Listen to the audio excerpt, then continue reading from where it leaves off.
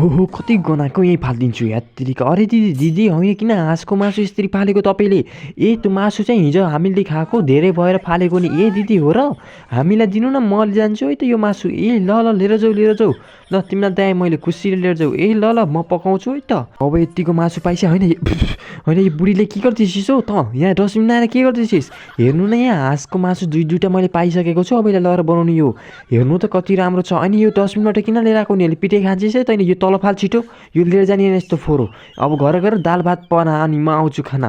हेत्तेरिका हो यो मासु कसले छुट्छ? यस्तो राम्रो मासु पाएपछि त अब जाने हो। तिनी गए अब यति मिठो गरी पकाउँछु नि अहिले बास्ना सुँगेन अहिले आफै आउँछन्। ल अब यति खुर्सानी भुटेपछि त अब यसको भित्र हालिदिएपछि यति मिठो हुन्छ नि। अब पाक्छ।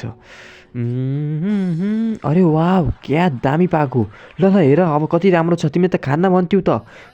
खै अरे वाह यति मिठो।